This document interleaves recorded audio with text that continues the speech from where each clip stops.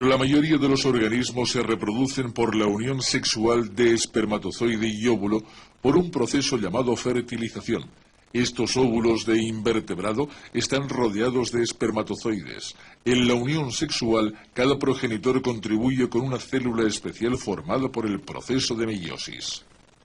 Estas no pueden ser células corrientes porque semejante unión produciría un nuevo organismo con el doble del número de cromosomas normal en la especie.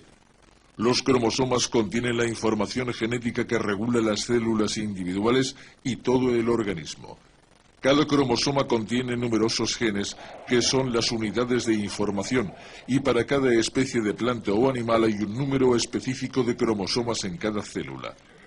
Los caballos tienen 64, las vacas 38, los gatos también 38, las moscas 8 y los seres humanos 46. Los cromosomas varían en forma y tamaño, pero hay dos de cada tipo. Están formando parejas. Los miembros de cada par contienen información similar pero no idéntica. Son homólogos. Todas las células de los organismos superiores, menos las reproductoras, tienen cromosomas homólogos. Son diploides. Las células reproductoras, los gametos, son diferentes. Contienen solo la mitad del número total de cromosomas de cada par. Estas células son haploides. Los gametos se producen en los órganos reproductores de machos y hembras. Cuando un gameto de macho, o sea, un espermatozoide, se une con un gameto de hembra, un óvulo, el proceso se llama fertilización y se produce un óvulo fertilizado, un cigoto. Esta nueva célula es diploide porque tiene cromosomas homólogos, un conjunto del padre y otro de la madre. El cigoto se multiplicará por división celular, crecerá y se convertirá en adulto. Los cromosomas pueden hacer copias de sí mismos.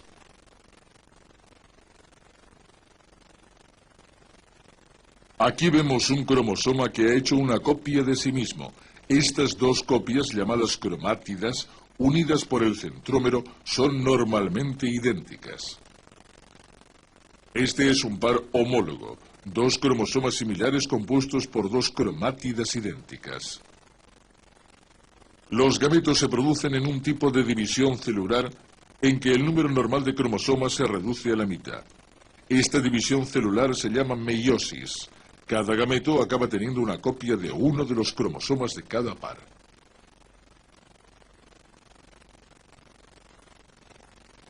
Esta es una representación simplificada del proceso de meiosis.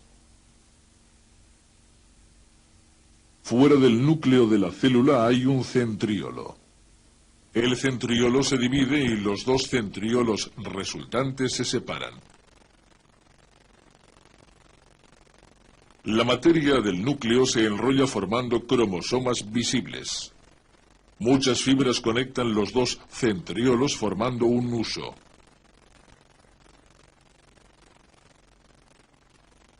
Los pares homólogos de cromosomas se alinean en el centro de la célula. Los cromosomas se separan cuando la célula se divide en dos. En cada célula hay un cromosoma de cada par homólogo.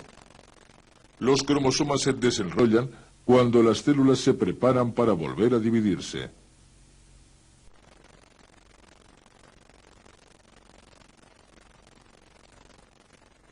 Durante la segunda división se forman nuevos husos. Los cromosomas vuelven a enrollarse y se alinean en los centros de las dos células.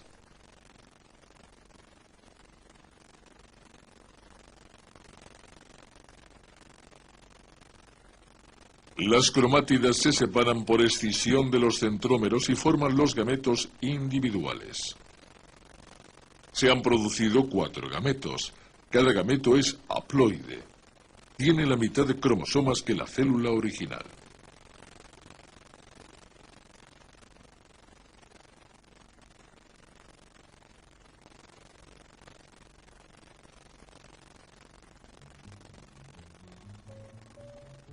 Los gametos se producen en plantas y animales de células que en una temprana etapa del desarrollo embrionario quedan separadas de las otras células del organismo. Están en órganos especializados. En la mayoría de las plantas los gametos se forman en las flores. El polen, el gameto macho, se produce en las anteras. Los óvulos se forman en los ovarios. Los granos de polen desarrollan túbulos que en la fertilización se extienden hasta el óvulo. En agua de azúcar o en miel se ven crecer los túbulos del polen. De la unión del núcleo del polen y del óvulo surge una semilla, el principio de una nueva planta.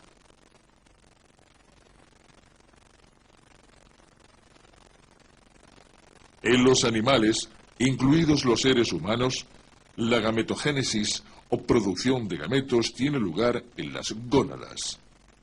Los machos forman espermatozoides y las hembras óvulos. La meiosis es un proceso continuo, pero por conveniencia se estudia en una serie de sucesos separados.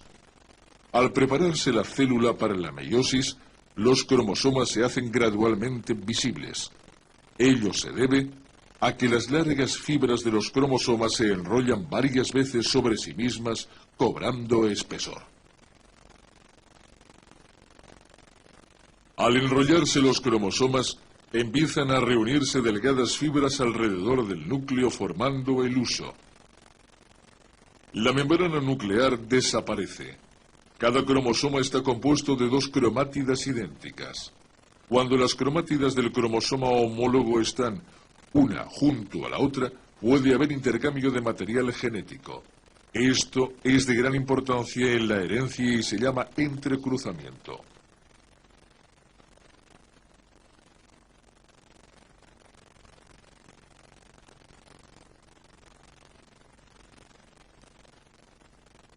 Los cromosomas homólogos se alinean a cada lado de un plano ecuatorial imaginario.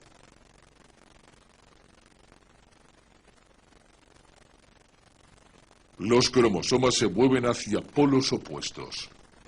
Debido al cruzamiento, es probable que algunos pares de cromátidas no lleven ya idéntica información genética.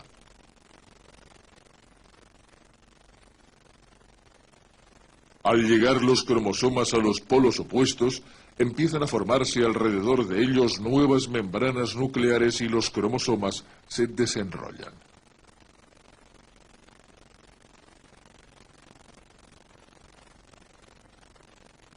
Muy pronto las dos células comienzan a dividirse otra vez.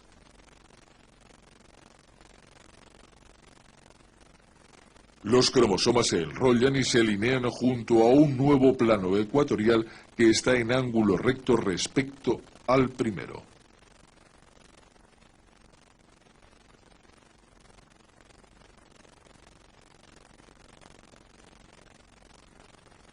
Las cromátidas se separan y van a polos opuestos.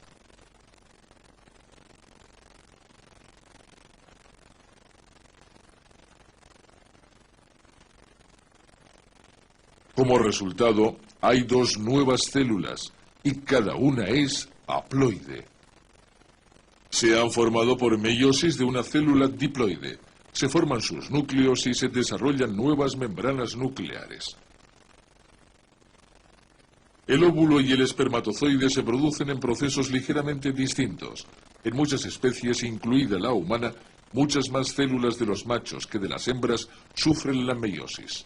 Puede haber presentes hasta 300 millones de espermatozoides de una vez. En los hombres, la meiosis de una célula sexual diploide forma 4 espermatozoides haploides. En las mujeres, solo una de las nuevas células madurará, originando un óvulo, mientras que las otras 3 degeneran.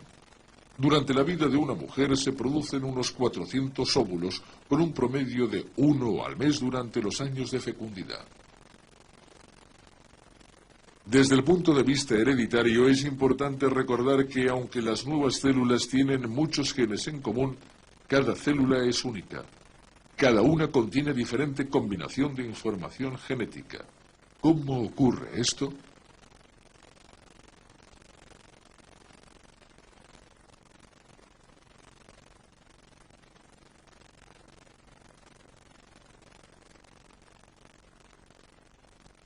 En los organismos superiores todas las células, excepto los gametos, son diploides.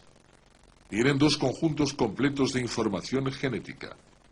Estos son los cromosomas de un hombre. ¿Por qué hacen falta dos conjuntos? Porque ello permite la gran variedad humana.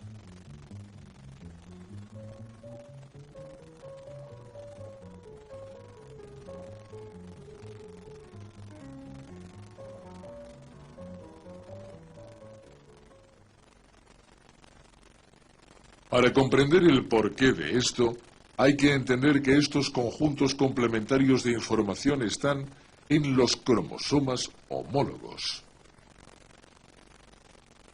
Cada cromosoma tiene genes, que son las unidades de información. Cada gene está en un lugar especial del cromosoma. En los cromosomas homólogos, los genes que codifican lo mismo, como el color de los ojos, están en lugares equivalentes.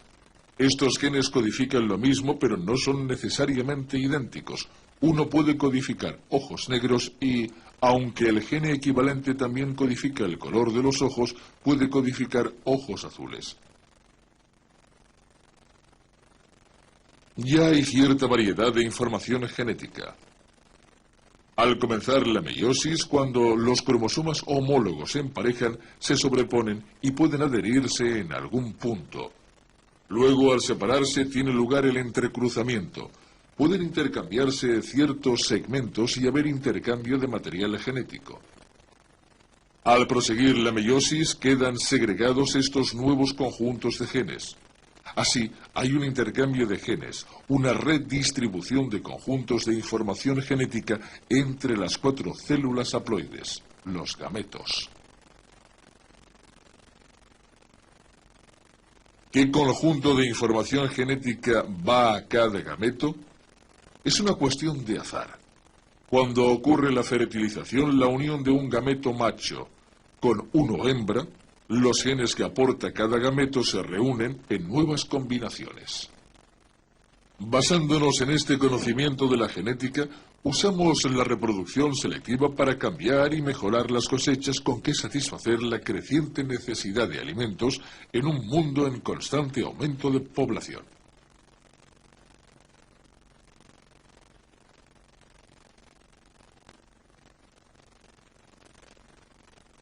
El entrecruzamiento, la recombinación y la fertilización son procesos que hacen posible formar nuevas combinaciones genéticas. Cuando se consideran esos 3 medios, el número de combinaciones posibles es inmenso.